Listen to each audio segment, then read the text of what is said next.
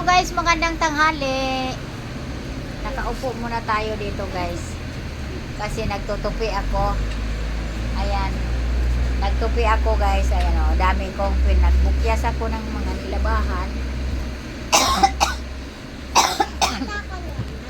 Huwag ka dyan kasi matumba yung ano natin, nakasandal lang yan eh. Tumba yung cellphone natin. Tapos biglang may ano guys, dumating na Shopee. Oo nga, May guys. order kasi ako na ano, buksan natin kung tama yung dumating sa atin. Oo nga. Yung order ko yung parang Tupperware nga stainless. Hindi ko alam. Hindi niya alam. Buksan natin. Bubuksan ko yun. Ako na. Oo nga. Diba? Lakas ako. Huwag mong ano baka hindi ano. Ari ko. Malakas daw yung apo ko guys. Oo. Tignan mo kaya. Oo, agoy. Matumba yung cellphone. Yung cellphone ko guys, sinandal ko lang sa tasa.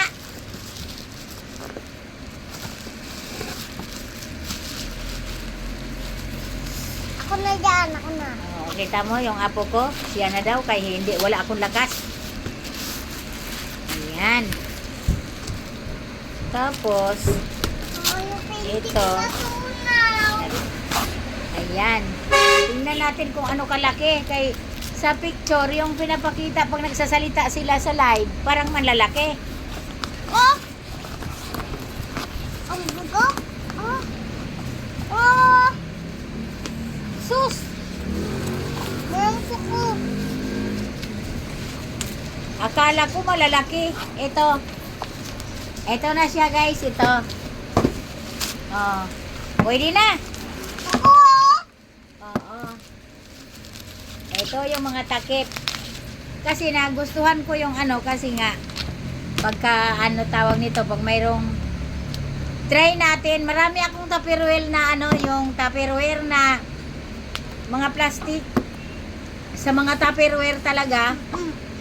Yung mamahalin ng mga Tupperware. Try natin to kasi maganda daw. Try natin kung anong lasa sa mga ano dito. Baka pag nilagyan nating adobo maging kalderita.